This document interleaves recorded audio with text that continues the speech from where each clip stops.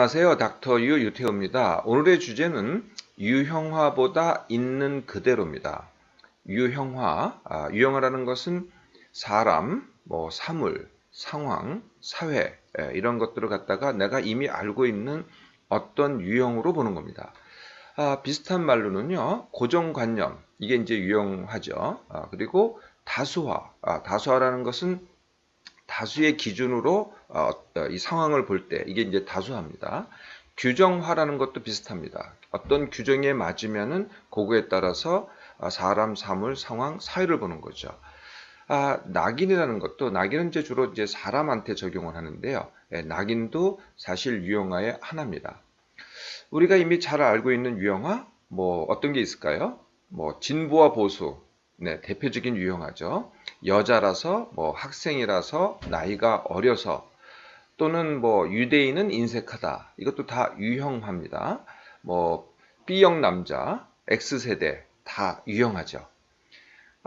이렇게 이제 명확한 유형화가 있는가 하면은, 숨겨진 유형화도 있습니다. 대표적인 게 이런 게 있어요. 나 같은 경우. 예, 나 같은 경우라는 것은 나 같은 사람이 또 있다라는 걸 전제로 하잖아요. 네, 또 있다라고 하는 것이 유형이죠. 네, 사실 나 같은 경우가 아니고 그냥 납니다. 나는 이렇게 해야 되는데 나 같은 경우 이게 이제 유형화라는 거죠. 우리가 또 흔히 쓰는 말에 이런 말이 있어요. 내 스타일, 내 타입 또는 나의 체질 이런 말을 쓰잖아요. 이것도 사실 알고 보면 유형합니다. 나는 직접적으로 이렇게 말을 직접적으로 하는 스타일이야. 이게 이제 유형하죠. 나는 물만 먹어도 살이 찌는 체질이야. 이 또한 유형합니다. 사실 알고 보면은요. 우리가 이제 성격을 얘기하잖아요. 네, 성격의 상당 부분이 알고 보면은 또 유형합니다. 나이가 들어서 또는 그렇게 커서 또는 이런 말도 하죠. 죄인이라서 네, 이게 다 유형하고요. 여러분들 그 점하고 사주 봅니까? 네, 점하고 사주. 이것도 이제 유형합니다. 네, 모든 사람을 한 사람으로 볼 때도 있지만은요. 어떤 사주 같으면 이제 같은 생일 가지고 점을 치잖아요. 그러면은 그 같은 시간에 태어난 사람은 다 같은 유형이 되는 거죠. 네, 이게 이제 숨겨진 유형합니다. 요즘 뜨고 있는 인공지능도요. 알고 보면은 그 근본이 유형합니다. 네, 이걸 뭐라 그러냐면 패턴 매칭이라고 하거든요. 이것을 얼마나 깊이 했냐, 크게 했냐에 따라서 이제 얼마나 정확하냐가 이제 달라지는데요. 네, 깊이 한 걸 갖다가 우리가 딥 러닝이라 그러죠. 인공지능의 딥 러닝. 네, 그래도 마찬가지로 유형합니다. 유형화는 장점이 있습니다. 사람, 사물, 상황 또는 사회를 갖다가 빨리 파악하는데 굉장히 유리하죠. 네, 그거만 보면요, 금방 파악할 수 있습니다. 그래서요, 다수의 트렌드가 바로 유형이죠. 네, 이 유형이 왜 중요하냐? 그러니까 다수를 먹고 사는 사람들한테는 굉장히 중요한 거죠. 다수를 먹고 사는 사람들이 누구예요? 네, 그게 바로 기업, 정치인, 언론인, 그리고 연예인. 네, 여기는 이제 다수가 중요합니다. 그러니까 유형이 중요한 거죠. 우리들은요, 유형화를 좋아하지 않을까 싶어요. 우리가 이제 어떤 새로운 곳에 접하잖아요. 새로운 사람을 만나잖아요. 그러면은 이렇게 하지 않을까요? 저 사람은 어떤 타입일까? 이걸 먼저 알려고 하지 않을까요? 미리 사전 조사를 해서, 저 사람이 이런 타입일 거야. 라고 미리 생각한다는 거죠. 이걸 이제 좋아한다는 거거든요. 이 유형화는요, 크게 두 개의 문제점이 있습니다. 네, 첫 번째 문제점은요, 부분을 보고 전체를 보지 못한다는 거거든요. 네, 그래서 전체는 이 부분인데 우리는 유형화된 한 부분만을 보는 거죠. 네, 있는 그대로 보지 않고. 네, 그래서 빨리 파악은 하지만은 전체를 보지 못한다는 문제점이 있습니다. 두 번째 문제는요, 현재를 고착화한다는 건데요. 유형화를 하면은 현재 자신이 하는 행동과 생각을 갖다가 합리화합니다. 네, 내가 이러저러한 유형이기 때문에 어쩔 수 없다는 거죠. 한 두 가지에만 들어볼까요? 네, 유전과 가족력, 네, 또는 다수, 이게 전부 다 유형합니다. 알고 보면은요. 네, 우리가 이제 아버지가 그래서 또는 가족이 그래서 이런 얘기를 많이 하잖아요. 일부 유전이기도 해요. 네, 물론 이제 유전자를 통해서 DNA를 통해서 나한테 유전된 것이기도 하지만은 우리가 인용하는 대부분의 유전 또는 가정력이라고 하는 것은요, 알고 보면은 후천적으로 같이 살기 때문에 서로 닮고 배운 겁니다. 그러니까 후천적인 성향이라는 거죠. 선천적으로 어쩔 수 없는 게 아니라 사실 유전자도요, 어쩔 수 있습니다. 뭐 그건 그렇다고 치더라도요, 이건 후천적으로 습득된 성향이기 때문에 바꿀 수 있는 거거든요. 근데 바꿀 수 없다고 이게 합리화하는 게 바로 유형이죠.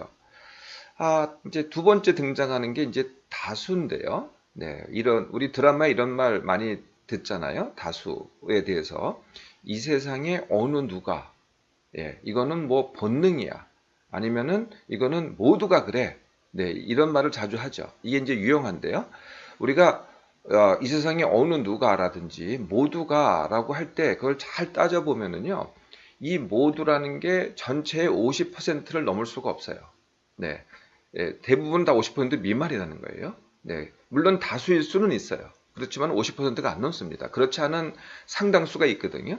네, 그런데 우리는 일부를 보고 50%가 아닌 일부를 모두라고 생각하면서 나의 생각과 행동을 갖다가 정당화하는 거죠. 이 유형화를 크게 갖고 있잖아요. 네, 그러면은 이 유형화가 스트레스가 됩니다. 네, 첫 번째 스트레스는 뭐냐 하면은 지루함과 좌절이죠. 사람, 사물, 상황, 사회에 유형화된 것만 보고 있으면 그건 참 잘 안 바뀝니다, 사실은. 근데 나머지는 다 바뀌거든요. 네, 그러니까 유형화만 보고 있으니까 안 바뀌니까 지루하거나 아니면은 내가 바뀌기를 기대하는데 유형만 바뀌기를 기대하니까 안 바뀌니까 좌절을 하게 되는 거죠. 이게 첫 번째 스트레스고요. 두 번째 스트레스는요, 현재 불만족을 그대로 있으려고 하는 스트레스입니다. 제가 이 현재 내 생각과 행동을 갖다가 정당화하는 게 유형화라 그랬잖아요. 그 유형화라는 게 이제 생각이거든요. 이걸 한번 볼까요? 이 유형화, 즉 생각 또는 정당화, 합리화 전부 다 생각입니다. 이건 이제 내 뇌의 대뇌 피질에서 하는 거죠.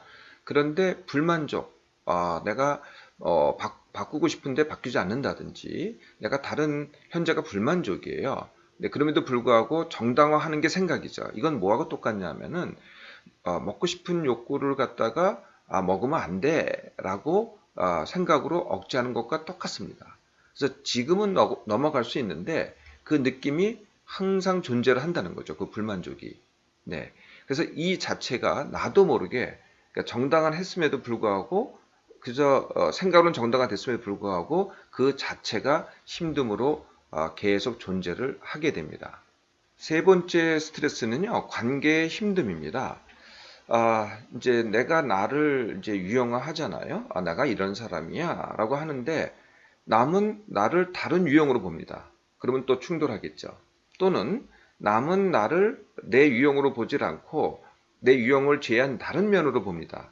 그러면 또 충돌합니다. 이거는 내가 남을 유형할 때도 비슷해요. 너는 그런 사람 아니야 라고 했는데 그 사람은 자기를 그렇게 보지 않는 거거든요. 자기의 다른 면을 봅니다. 다른 면을 느끼고요. 그러면 또 충돌하겠죠. 그러니까 있는 그대로 보지 않고 유형화함으로써 제대로 보지 않음으로써 오는 관계에 힘듦이 되는 거죠. 자, 네 번째 스트레스는 뭘까요? 당연히 성취의 힘듦입니다. 네. 그래서요, 유형화를 잘하는 사람은 하던 일은 잘해요. 네. 그런데 새로운 걸 보지 못합니다. 늘 같은 유형으로 보기 때문에 새로운 게 보이지 않으니까 새로운 걸 하기가 굉장히 어려운 거죠. 그래서 새로운 성취가 어려워집니다. 네, 성취의 힘듦이 바로 스트레스인 거죠. 그러면은 어떻게 하면 될까요? 네. 유형화보다는 있는 그대로입니다. 네, 알고 보면은요, 변하지 않는 것은 나의 유형화라는 거죠. 네, 그러니까 우리가 유형화에만 집중하고 있습니다. 네, 그런데요, 사실은 그 유형화를 제외한, 유형화는 그대로 있어요, 정말로. 네, 그대로 있는데요, 다른 거는 다 변하거든요. 네, 근데 유형화만 보고 있으니까 변하지 않는다고 보거나 느끼게 되는 거죠. 네, 있는 그대로 보기 시작하라는 겁니다. 두 번째 방법은요, 현재의 순간에 집중하기입니다. 현재의 순간에. 네, 이미 이제 많은 고정관념들이 있잖아요. 유형화에 따른. 네, 그거를 생각하지 말고요. 그 사람, 이제 사람을 예로 든다면은 그 사람의 그 순간을 있는 그대로 보고 느끼는 겁니다. 우리가 어떤 사람을 볼 때 자꾸 이 과거의 생각을 떠올려요. 그 사람의 유형에 대한 생각을 떠올리고 그 사람의 한테서 온 현재 정보를 갖다가 그걸 자꾸 비교를 해요. 이게 저 사람이 무슨 소리지? 이게 맞지 않는데 이게 이제 계속 일어납니다. 어떤 한 사람 볼 때.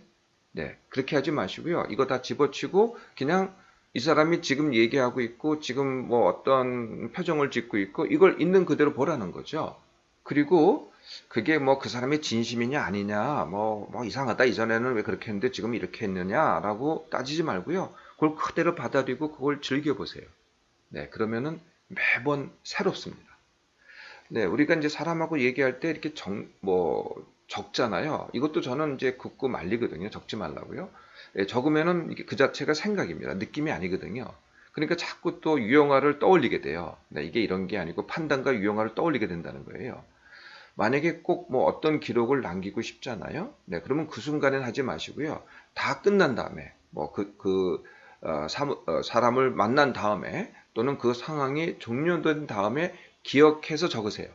네, 기억해서 적어도요. 대부분은 빠뜨리지 않습니다. 내가 그 순간에 집중했으면 절대 빠뜨리지 않는다는 거죠. 저를 종종 이제 인터뷰하기 위해서 찾아오는 사람들이 있어요. 네, 그러면은 꼭 이제 사전 조사를 하고 오더라고요. 인터넷에서 뭐 닥터는 어떤 사람이고 무슨 책을 썼고 뭐 닥터가 뭐를 했고 닥터의 이제 지금 이런 강의들을 갖다가 어느 정도는 다 보고 오더라고요. 네, 그리고 이제 그 생각으로 이제 어느 정도 유형화 된 거죠. 그 생각으로 지금 현재 닥터를 보고 있는 겁니다. 네, 그러면은 참 인터뷰하기 쉽지 않거든요. 네, 그래서 저는 그렇게 하지 않습니다. 그렇게 하지 말라 그래요.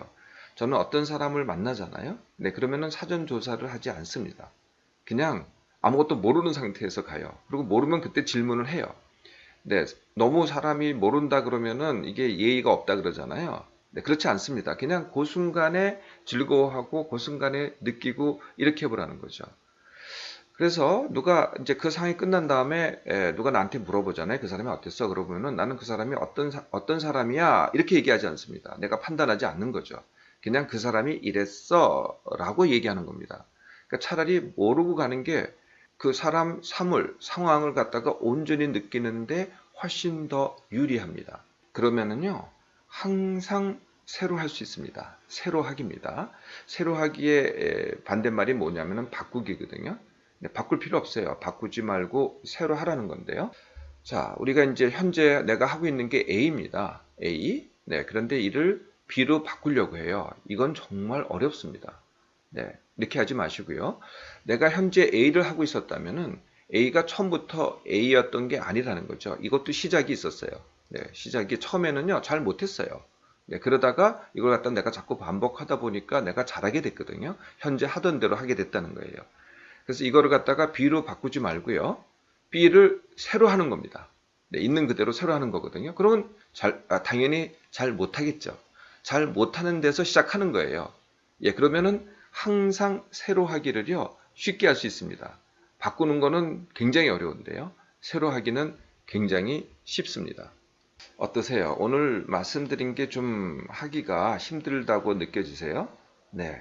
한번 연습을 해보세요. 매 어떤 순간도요. 네. 이 한순간도 저가 늘 같은 사람을 만나도 같은 장소에서 같은 사람을 만나면 늘 같다고 생각하시잖아요. 전혀 같지가 않습니다. 저 닥터에도요. 네. 늘 같은 일을 하는 것 같잖아요. 근데 저는 한 번에도 그게 같은 일이라고 느껴본 적이 없어요. 저한테 찾아오시는 분들이 매번 새롭습니다. 제가 내 내용 자체는 같을 수가 있는데요. 느낌은 항상 다릅니다. 네, 새롭고 신선하죠. 네, 한번 시작해 보세요.